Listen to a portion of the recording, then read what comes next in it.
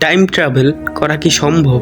মহানবী সাল্লাল্লাহু আলাইহি ওয়াসাল্লাম কি তার জীবনে টাইম ট্রাভেল করেছিলেন? এ ব্যাপারে আল কুরআন কি বলে? সুপ্রিয় দর্শক মণ্ডলী, আসসালামু আলাইকুম। আজকে আমরা ইসলামিক কথাবার্তার বিজ্ঞানিক কিছু গুরুত্বপূর্ণ ব্যাপার নিয়ে কথা বলবো, আর তা হলো টাইম ট্রাভেল করা কি সম্ভব? মহানবী সাল্লাল্লাহু আলাইহি ওয়াসাল্লাম কি তার জীবনে টাইম ট্রাভেল করেছিলেন? এ ব্যাপারে আল কুরআন কি বলে? আধুনিক বিজ্ঞানে সবচেয়ে আলোচিত ও লোভনীয় থিওরি হচ্ছে time travelling and time deletion. আমরা সকলেই এটি জানি। আমরা সকলেই এই তিনটি বিষয় সম্পর্কে অবগত। দৈর্ঘ্য, প্রস্থ এবং উচ্চতা, এই তিনটি মাত্রা বরাবর স্থানান্তর করা সম্ভব এবং আমরা তা ভ্রমণ করতে পারি। তবে ন্যূনতম চতুর্থ মাত্রিক একটি ধারণা হচ্ছে সময়ের ধারণা। আজ পর্যন্ত এই চতুর্থ মাত্রা দিয়ে স্থানান্তর করা সম্ভব হয়নি। এক সময় থেকে আরেক সময়ের পরিভ্রমণকেও আমরা টাইম ট্রাভেল বলে থাকি। এটি হতে পারে অতীতে ভ্রমণ অথবা ভবিষ্যতে ভ্রমণ। আমি আপনাদেরকে এটা আরেকটু সহজ ও সুন্দরভাবে বোঝাতে পারি যে, ধরুন আমাদের সামনে এই যে একটি স্কেল রয়েছে এবং এখান থেকে শেষ পর্যন্ত এটি হলো সময়। এখন ধরুন আপনার অবস্থান এই স্কেলের মাঝ বরাবর। এখন যদি আপনি এখান থেকে পিছনের দিকে যান, তাহলে আপনি তথা অতীতকে ভ্রমণ করলেন। আর আপনি যদি এখান থেকে সামনের দিকে যান, তাহলে আপনি তথা ভবিষ্যৎকে ভ্রমণ করলেন। অর্থাৎ আপনার ইচ্ছা অনুযায়ী আপনি অতীতকে ও ভবিষ্যৎকে ভ্রমণ করতে পারছেন।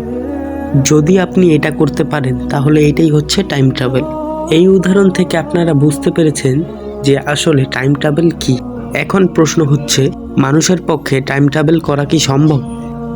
চলুন আগে দেখি এই ব্যাপারে বিজ্ঞানীরা কি বলে। প্রকৃত বিজ্ঞানী আইনস্টাইনের মতে আপেক্ষিকতা অনুযায়ী টাইম ট্রাভেল করা সম্ভব। আপেক্ষিকতা অনুসারে কোনো বস্তু যদি আলোর গতিতে চলবে, তখন হয়ে যাবে ভর শূন্য।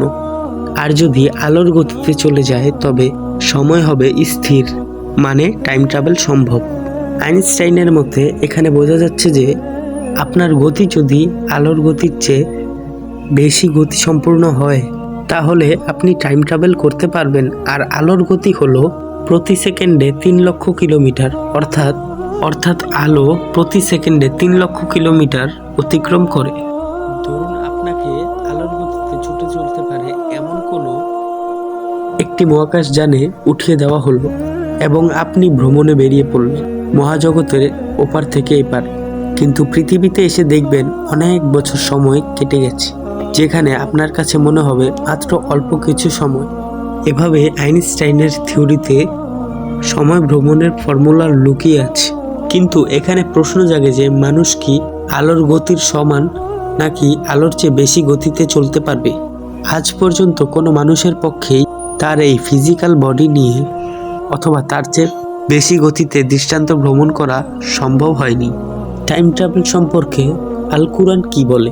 ইসলামে টাইম ট্রাভেলের অস্তিত্ব নিয়ে আমরা অনেকেই জানি না, যার ফলে আমরা মনে করি আল কুরআন এ নিয়ে কিছুই উল্লেখ করেনি। আসলে এই ধারণা ঠিক নয়। মহান আল্লাহ তাআলা পবিত্র কুরআনে সূরা আল মারিজের 4 নম্বর আয়াতে বলেছেন, ফেরেশতাগণ এবং রূহ আল্লাহর দিকে আরোহণ করে এমন এক দিনে যার পরিমাণ তোমাদের হিসাব মতে 50,000 বছর। অর্থাৎ ফেরেশতারা মহান আল্লাহর দরবারে এমন একটি দিনে উপস্থিত হয় বা হবে, যে দিনের একদিন সমান দুনিয়ার 50,000 বছরের সমান। জি, ঠিক শুনেছেন।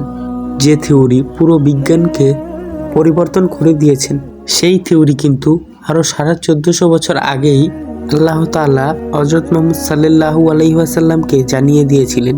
ফেরেশতারা নূরের বা আলোর তৈরি, তাদের জগৎও আলোর।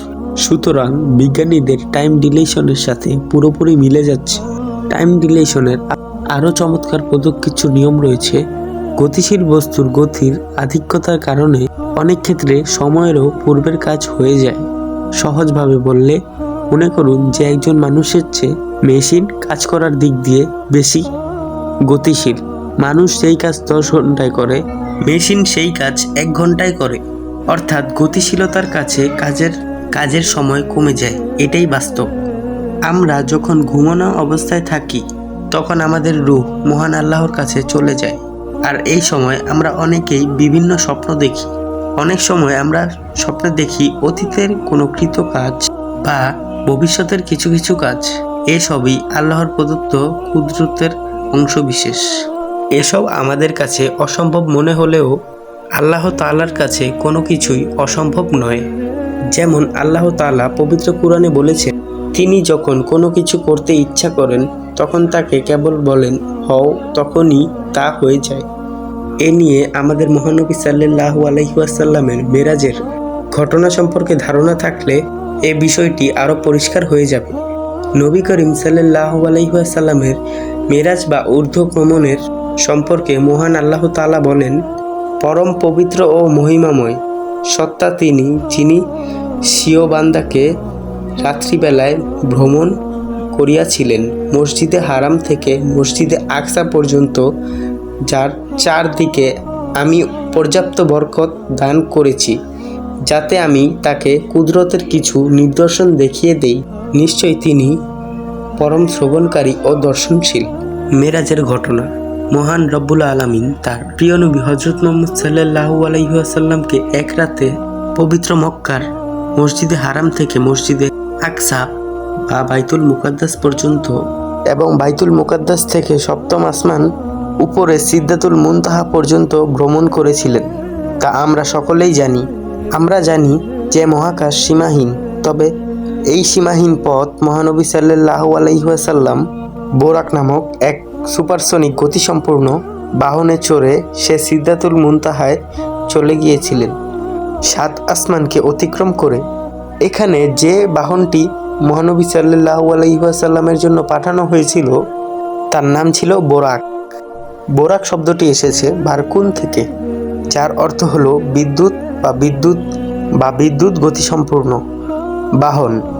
অর্থাৎ এই বাহনের গতি ছিল তথা আলোর গতির চেয়েও অনেক বেশি। তাই তিনি অতি অল্প সময়েই মহাকাশ অতিক্রম করে সিদরাতুল মুনতাহায় গিয়েছিলেন।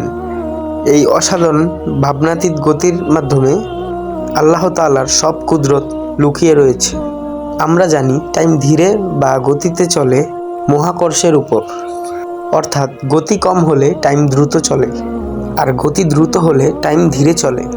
মহানবী সাল্লাল্লাহু আলাইহি ওয়াসাল্লাম আল্লাহ প্রদত্ত কুদরতের দ্বারা অসাধারণ গতিতে যাওয়ায় টাইম পর্যন্ত ধীরে চলে, যার কারণে তার কাছে যেটা অনেক দিন সেইটা আমাদের কাছে এক রাত।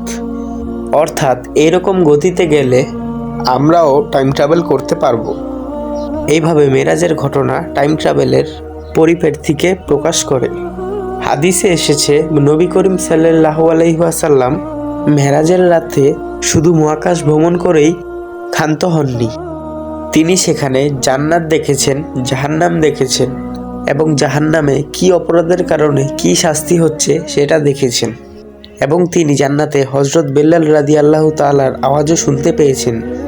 আল্লাহ তাআলা বলেন, তার দৃষ্টি বিভ্রম হয়নি এবং সীমালঙ্ঘনও করেনি। নিশ্চয় সে তার পালনকর্তার মহান নির্দেশনাবলী অবলম্বন করেছেন। অর্থাৎ মেরাজের রাত্রিতে মহান রব্বুল আলামিন নবী করিম সাল্লাল্লাহু আলাইহি ওয়াসাল্লামকে তার কুদরতের নির্দেশনাবলী দেখিয়েছিলেন, যার ব্যাখ্যা নিম্নোক্ত হাদিসে বর্ণনা করা হয়েছে। হাদিসে এসেছে মহানবী সাল্লাল্লাহু আলাইহি ওয়াসাল্লাম এই রাত্রিতে একদল লোককে দেখলেন। তাদের নখগুলো তামার। নিজেদের নখ দিয়ে তারা তাদের গাল ও বুকের আঁচড় কাটছে। জিজ্ঞাসা করলেন, হে জিব্রাইল, এরা কারা? বললেন, এরা ওই সমস্ত লোক যারা মানুষের গোশত খেত এবং তাদের সংগ্রামে আঘাত হানত, অর্থাৎ গীবত করত এবং মানুষকে লাঞ্ছিত করত। জাবির রাদিয়াল্লাহু আনহু থেকে বর্ণিত উল্লিখিত হাদিসে আরও এসেছে, নবী করিম সাল্লাল্লাহু আলাইহি ওয়াসাল্লাম বলেন, এছাড়া জাহান্নামের মধ্যে ওই নারীকেও দেখতে পেলাম যে একটি বিড়ালকে বেঁধে রেখেছিল। এরপর এটাকে আহারও দেয়নি, ছেড়েও দেয়নি, যাতে জামিনের পোকামাকড় খেয়ে জীবন ধারণ করতে পারত। শেষ পর্যন্ত বিড়ালটি ক্ষুধায় ছটফট করে মারা গেল। এইসব ঘটনা হলো ভবিষ্যতের ঘটনা। সেই ভবিষ্যৎকে মহানবী সাল্লাল্লাহু আলাইহি ওয়াসাল্লাম ভ্রমণ করেছিলেন। মহান রব্বুল আলামিন তার প্রিয় নবীকে এই নিয়ামত দান করেছেন। সেটা কেবলমাত্র আল্লাহ রব্বুল আলামিনের পক্ষেই সম্ভব। এভাবেই মহানবী সাল্লাল্লাহু আলাইহি ওয়াসাল্লাম আমাদের টাইম ট্রাভেল সম্পর্কে ধারণা দিয়েছেন, যা প্রমাণ করে যে ইসলামে টাইম ট্রাভেলের অস্তিত্ব রয়েছে।